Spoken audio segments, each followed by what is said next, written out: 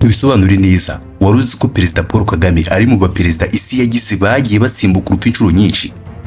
Hamwe byabaga bisa nk'ijoro ry'icuraburindi, amajuru y'abagabo, ibitero n'amasasu, ubugambanyi, gutegerwa ku byo kurya cyangwa kunywa, kwangwa n'abo utuyemo, hamwe utangira guhigirwa hasi hejuru kubera kuri kanaka. Nibyo, hari umwe mu bagore watumwe kwica Perezida Paul Kagame. Mu mayeri menshi yari yakoreshejwe ngo amugereho, byarangiye umugambi we umupfubanye. Nyamara uyu nawe ashobora kuba yaraje asobanukiwe irembo binjiriramo n'inzira agomba kunyuramo, nyamara adasobanukiwe aho irembo rimwerekeza ndetse n'aho inzira irangirira. Ibi ni ukubera ko na mbere y'uko uyu mugore agera kuri Perezida Paul Kagame, hari indi mitego itandukanye Paul Kagame yaramaze gusimbuka. Na nyuma y'uyu mugore kandi hari indi mitego yakomeje gutegwa. Izo mfu zose yarazisimbutse. Reka muri iki kiganiro tugaruke ku nshuro 10 Perezida Paul Kagame yagiye asimbuka igisa n'urupfu, ibisa n'ibikombe byijimye yagiye acamo ari wenyine cyangwa ari kumwe n'abandi.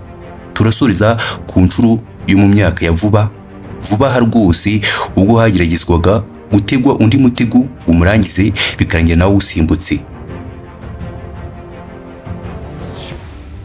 Ku mwanya wa 10 mu buzima bwa mbere bw'ubuhunzi, ahari mu myaka y'1960.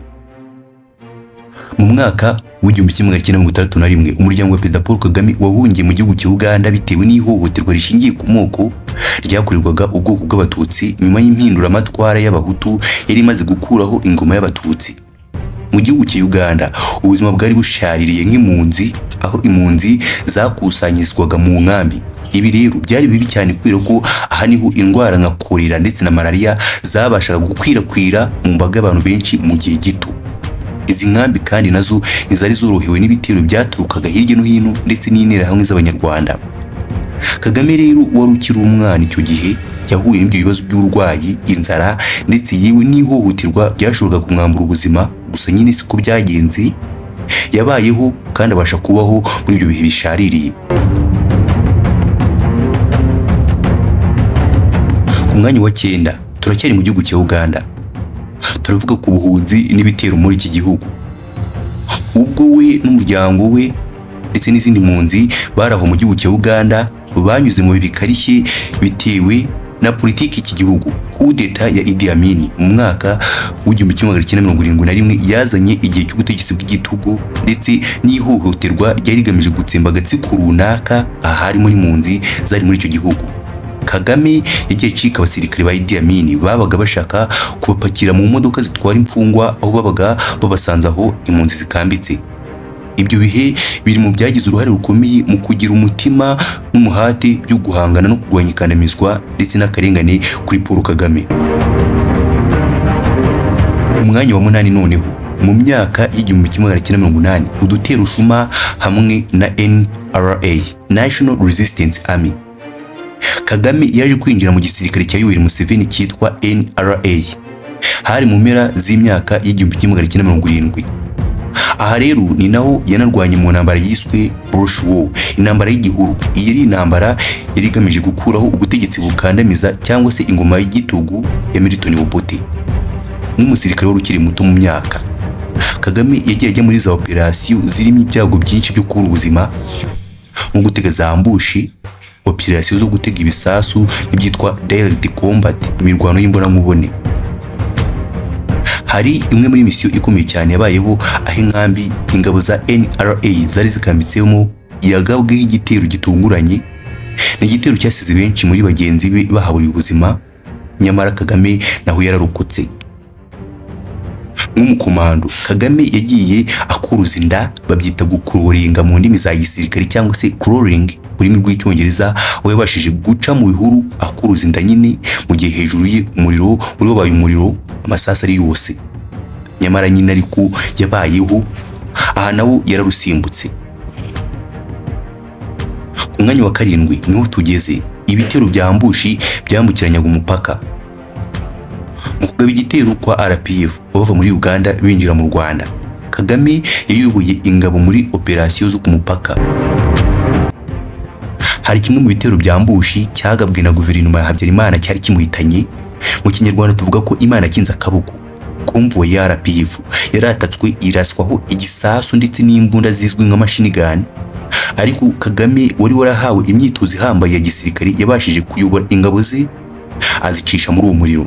Iyo konvoyi yabashije guca muri urwo ruvunge rw'amasasu, nubwo hari bamwe mu bantu be ba hafi bari kumwe nawe bahasize ubuzima. Ku mwanya wa gatandatu, hagati y'umwaka w'1990 n'1994, byinshi byakozwe mu rwego rwo guhitana umuyobozi wa RPF ni Paul Kagame n'ubundi. Ubwo Paul Kagame yabaga umuyobozi wa RPF mu mwaka w'1990, yahise ahinduka igipimo cya mbere kuri Perezida Habyarimana wayoboraga u Rwanda icyo gihe. Hari raporo nyinshi z'ubutasi zagiye zigaragaza imipango myinshi yagiye icurwa n'iyageragejwe gushyirwa mu bikorwa yo guhitana Paul Kagame, gusa yose ikarangira itageze ku ntego. Muri iyo mipango yose harimo umukomeye ndetse twanababwiyeho birambuye ukumuha uburozi mu gihe harimo haba ibiganiro by'amahoro ngo intambara irangire. Ushaka kureba kino kiganiro birambuye wareba link muri comment. Amayira ahambaye yagiye akoreshwa na Kagame ndetse n'ubuhanga mu butasi biri mu byamufashije kugenda abasha gutahura ibitero mbere y'uko bimuhitana. Hari n'ikindi gisasu cyatewe ku birindiro bya RPF muri ibi bihe, iki nacyo cyaramuhushije. Umwanya wa gatanu, umugambi wo kurasa indege mu kurwanya RPF. Muri rusange Kagame n'abandi bayobozi ba RPF bakundaga kugenda bifashishije kajugujugu cyangwa utudege duto mu bihe by'intambara. Raporo z'ubutasi zagaragaje ko ingabo za guverinoma ya Habyarimana zari zifite imipango yo kurasa iyo ndege cyangwa iyo kajugujugu. Kagame rero yagiye yirinda gukoresha imihanda cyangwa inzira yabaga akeka ko bavumbura, ndetse akagenda anahindagura gahunda z'ingendo.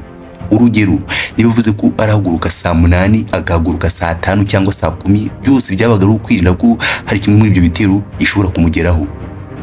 Urugero rumwe ruzwi ni urugendo rwo mu ndege yasubitse ku munota wa nyuma yo kumenya ko hari gahunda yari yapanzwe ko iyo ndege iraza kuraswa misile. Ku mwanya wa kane, kurukuka jenoside mu 1994.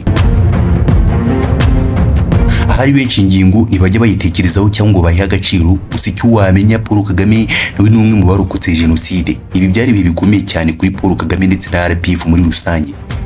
Umwaroyoboye umutwe utavuga rumwe n'ubutegetsi bwariho. Kagame yari igipimo cya mbere cy'ingoma cyangwa ubutegetsi bw'abahutu. Ni ibitero byinshi yagiye asimbuka nk'umugambi wo gutera bombe kuri konvoyi ye. Nubwo byagenze gutya ariko Kagame yabashije kuyobora RPF binjira ndetse banafata Kigali, nyuma banarangiza jenoside. Ububasha bwo kubasha gusimbuka abamuhigaga ngo bamute muri yombi cyangwa abashaka kumuhitana byamugize umukomando ukomeye mu bijyanye n'amayira ahambaye. Ku mwanya wa gatatu noneho turazamuka mu bihe bya nyuma ya jenoside. Nyuma y'ibi bihe rero nabwo hari imigambi myinshi yagiye icurwa yo guhitana Perezida Paul Kagame. Muri rusange nyuma y'ibi bihe Kagame yabaye umwe mu bayobozi b'imena muri guverinoma zakurikiyeho.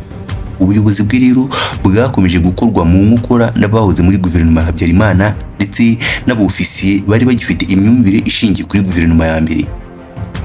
Mu mwaka w'1993 mu nzira Paul Kagame yagomba kunyuramo hatezwe ibisasu biturika, byose byari bigamije guhitana Paul Kagame. Nyamara ariko maneko cyangwa abari bashinzwe ubutasi muri RPF babashije gutahura uwo mugambi mbere y'urugendo, hanyuma Paul Kagame ahindura inzira yirinda urupfu birumvikana. Kimwe n'ibyo kandi mu mpera z'imyaka y'1990 hari ikindi gitero cya grenade cyatewe mu baturage ariho kigamije, nyamara nacyo cyamusize amahoro. Ku mwanya wa kabiri, amakimbirane n'intambara muri Repubulika Iharanira Demokarasi ya Kongo ni hagati y'umwaka w'1996 na 2003. Kagame yagize uruhare rukomeye mu bikorwa bya gisirikare bitandukanye byagiye bikorerwa muri Repubulika Iharanira Demokarasi ya Kongo, haba mu ntambara ya mbere n'intambara ya kabiri z'iki gihugu. Ingabo z'u Rwanda zagerageje kugabwaho ibitero n'imitwe y'inyeshyamba inshuro nyinshi, imitwe yitwaje intwaro ndetse n'izindi ngabo z'amahanga. Kagame nka frontline commander cyangwa se urangaje imbere izindi ngabo, hari nyinshi mu mvu yasimbutse aha naho. Muri izo kandi harimo nk'igitero cya sniper cyangwa se mudahusha ndetse na zambushi.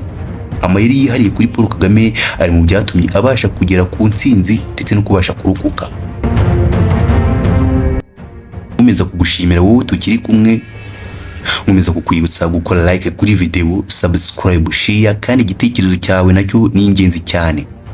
Ku mwanya wa mbere tuhasanga bimwe mu bitero byakomeje kugenda bigabwa kuri Paul Kagame mu myaka yakurikiyeho kugeza none. Naho hari byinshi byakozwe. Nka perezida w'igihugu noneho Kagame yakomeje kuba igipimo cya bamwe, haba imbere mu gihugu ndetse no hanze yacyo. Abatavuga rumwe n'ubutegetsi bwe ndetse n'abandi bigometse bose bakomeje gucura imigambi itandukanye yo kumuhitana. Umwe muri iyo migambi uzwi cyane yacuzwe n'uwacuzwe n'abayobozi batavuga rumwe n'ubutegetsi bwe bari mu buhungiro, bashatse kwinjiza intwaro mu buryo bw'amagendu mu Rwanda.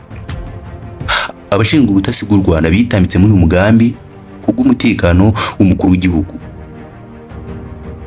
Nanone urundi rugero, hari bombe yasanzwe yatezwe hafi ya konvoye ye, gusa ihita hakurwa igitaraganya. Ni byinshi tugerageje kwivuga mu buryo buvunaguye, biraguye kurondora imitego Paul Kagame yasimbutse kugeza none.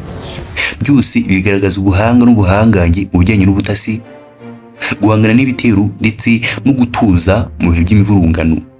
Aha ni naho ituze ry'u Rwanda rishingiye. Nugumana natwe uzajya ubasha gukurikirana no gusobanukirwa byinshi byihariye, harimo politike, intambara, imyidagaduro, inkuru zigezweho n'ibindi. Ndagushimiye cyane.